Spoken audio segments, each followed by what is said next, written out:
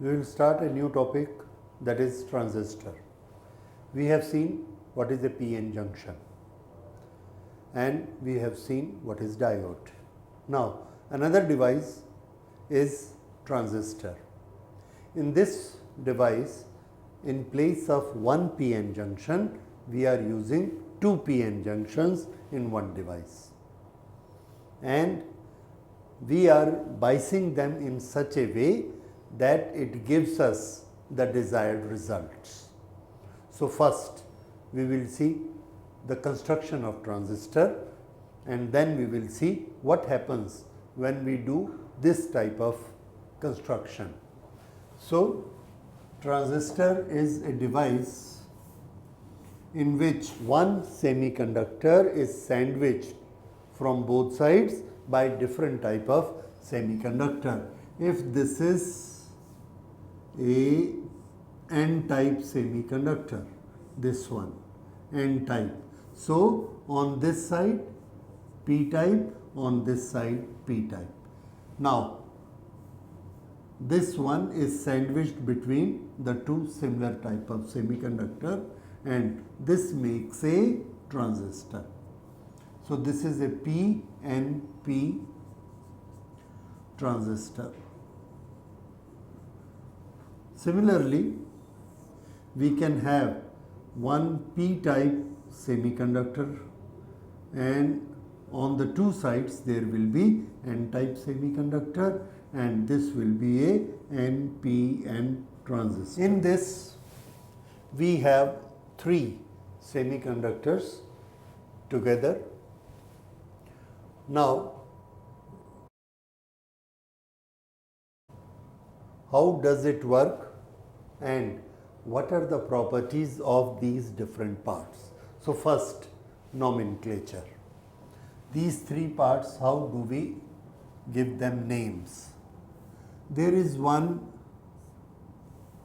thin part that is at the center, and the two blocks are joining on this side and on this side. They are growing on this side and on this side. So this is known as base. Though it is small and thin, but this is the base. On one side there is one semiconductor. If this is N-type, then this will be P-type, and we give it a name, emitter. This will emit the charges, and on the other side this is also P-type, we call it collector. This will collect the charges sent by emitter. So these are the three parts nomenclature. What is the difference between this P and this P? The difference of these three parts, we divide them by two characteristics. One, concentration of doping is different. Number two, the size is different. So size, doping.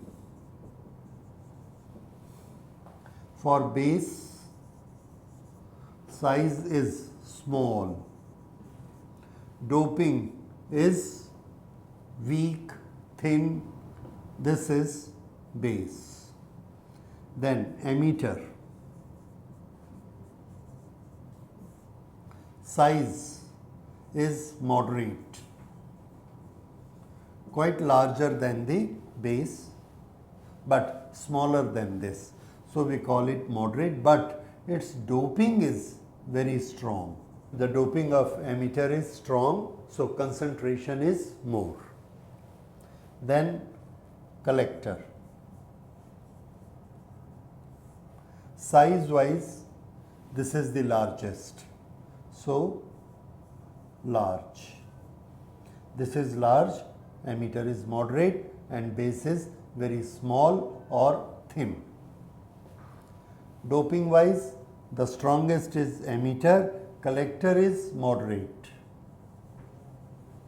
that is less than emitter, and this base is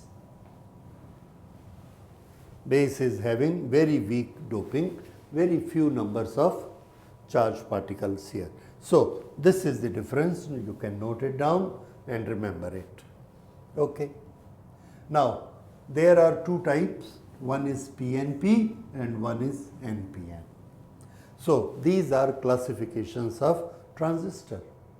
In a transistor, as soon as this is constructed, there are two depletion layers which develop.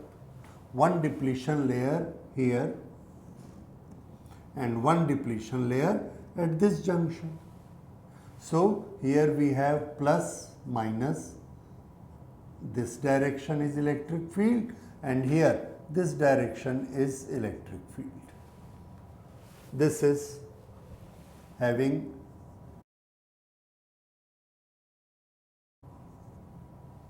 and N is electrons. So, now depletion layer have been developed and they are separated out. This is the general scenario of a transistor. If we see NPN type, then of course here also N to P is the electric field. This has got majority charge carriers, holes. This has got majority charge carriers, electrons, emitter, collector, base. This also have got electrons. Here electric field is, we have learnt enough that it is from N to P.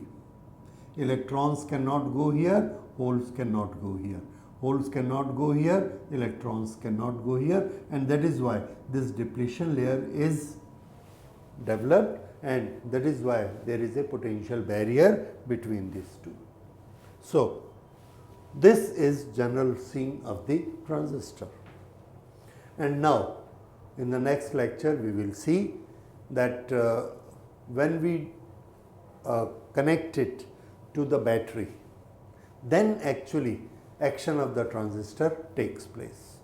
So, in the transistor, there is an action of transistor, but that takes place only when battery is connected.